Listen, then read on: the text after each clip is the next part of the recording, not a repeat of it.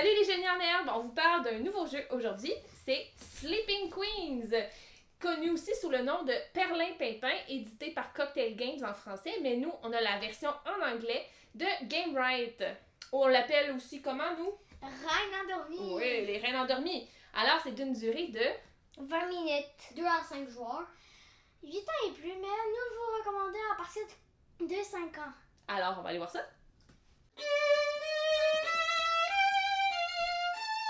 Alors, qu'est-ce qu'on a dans la boîte de Sleeping Queens? On a tout d'abord le petit livret, le petit feuillet plutôt, de règles. Donc, nous, on a la version en anglais, comme je vous disais, mais il n'y a pas de texte, ou du moins de texte important dans le jeu. Donc, la version en anglais fait très bien l'affaire. Vous pouvez trouver la traduction des règles gratuitement sur le site de BGG, Board Game Geek. Mais sinon, Perlin Pimpin, la version en français aussi. Donc, c'est un jeu de cartes. On a les cartes les plus importantes d'abord, qui sont nos 12 fameuses reines qui ont toutes une valeur différente dans le coin. Donc, par exemple, on voit quelques-unes. La reine arc-en-ciel, la reine coccinelle, la reine gâteau, la reine crêpe et la reine cœur. Et ainsi de suite. Donc, ces reines-là, moi, je vous conseille fortement d'investir quelques dollars pour des petites pochettes protectrices.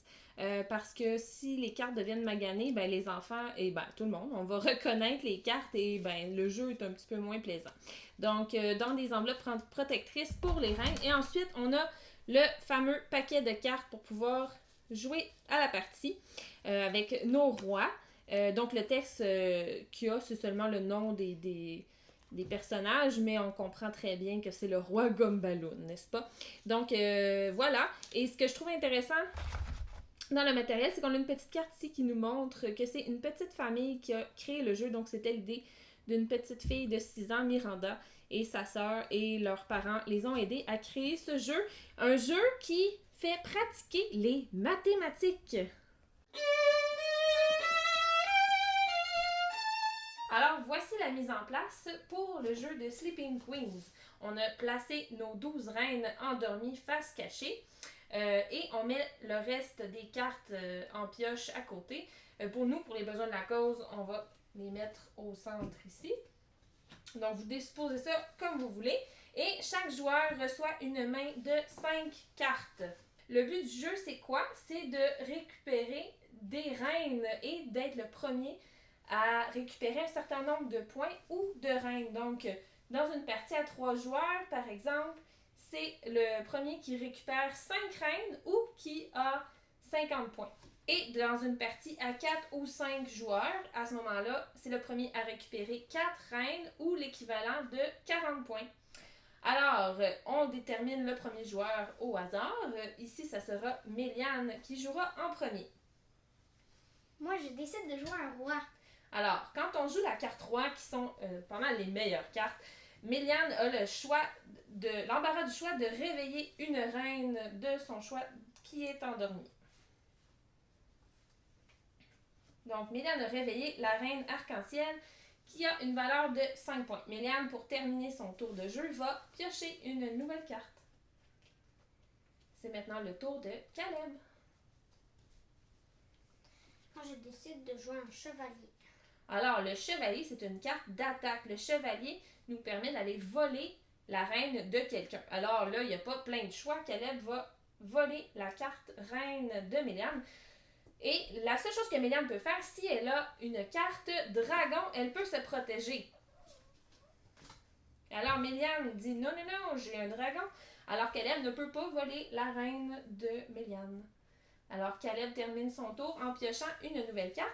Méliane, elle, qui a aussi joué une carte, cependant, ne va pas piocher tout de suite. Elle aura seulement 4 cartes au début de son prochain tour. Elle piochera par la suite à son prochain tour pour revenir à une main de 5 cartes. C'est maintenant le tour de Ludovic.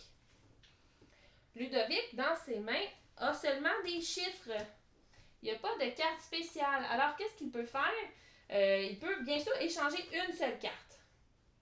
Mais, et c'est là que les mathématiques rentrent en jeu, il peut changer plusieurs cartes s'il arrive à composer une addition. 6 plus 4 égale 10.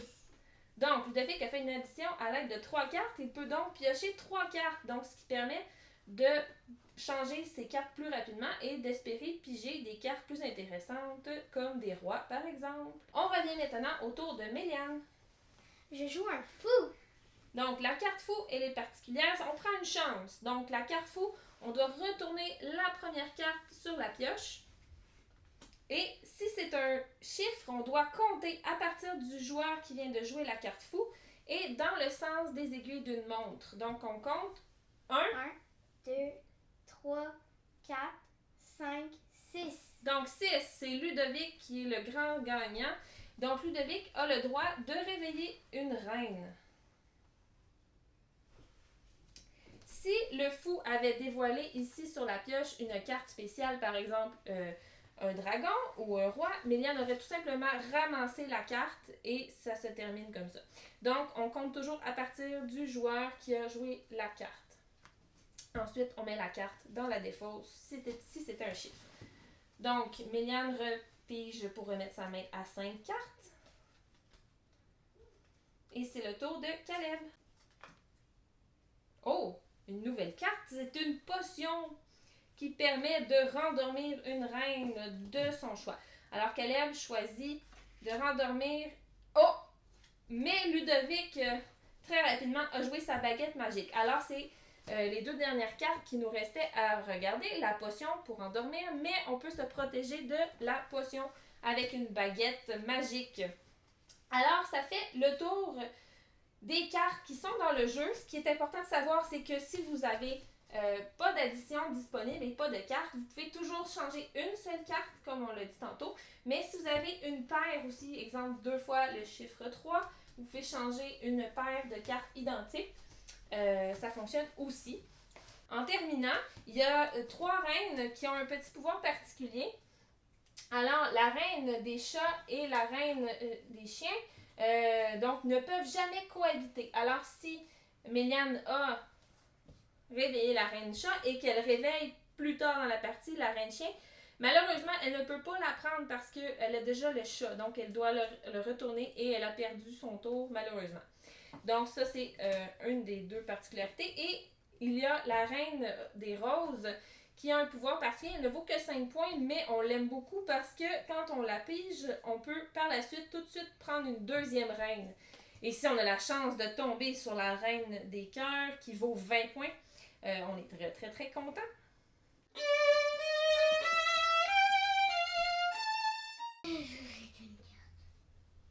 Non. Moi, je vais jouer la potion pour endormir la reine cœur. Attends, c'est pas fini. Tadam! Oh. Trop cool. Ok.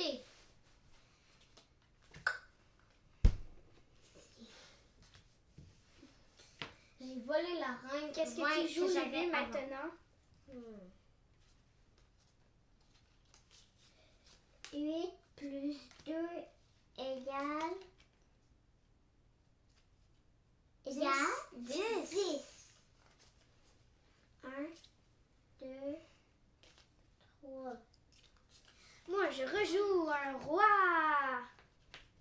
Il faut voler des trucs à Méliane. Oh!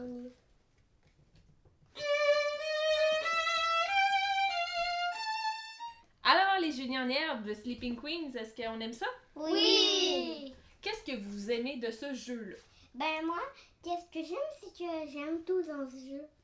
Moi, qu'est-ce que j'aime, c'est que, en mettons qu'il y a un cheval, que quelqu'un essaie de voler avec le chevalier, ben il y a toujours une manière que ça arrive pas ça, genre avec le dragon. Oui, donc c'est sûr que ça peut être un petit peu fâchant de se faire voler les reines, mais vu qu'il y a une façon de se protéger, hein, c'est pas si pire. Puis en plus, les parties sont pas très longues, donc ça va bien. Toi, Méliane? Moi, ce que j'aime, c'est dans ce jeu-là, c'est l'inverse. D'habitude, c'est les dragons qui s'en vont voler les reines, mais là, cette fois, c'est les dragons qui protègent les reines. Oui, c'est comique. Puis c'est un beau jeu coloré. Puis bon, ce que moi je trouve vraiment merveilleux, c'est que ça fait pratiquer les mathématiques, comme on a vu tantôt. Donc les additions, on peut même le faire à l'envers avec les soustractions. Puis déjà, là, nous, à 4 ans, on a commencé un petit peu avec de l'aide. Puis à partir de 5 ans, c'est déjà un très bon jeu, même si la boîte dit 8 ans. Donc, Sleeping Queens ou Perlin-Pimpin. Un jeu super intéressant. Une petite partie le soir avant d'aller se coucher. On aime ça. Alors, merci beaucoup. Salut! Salut!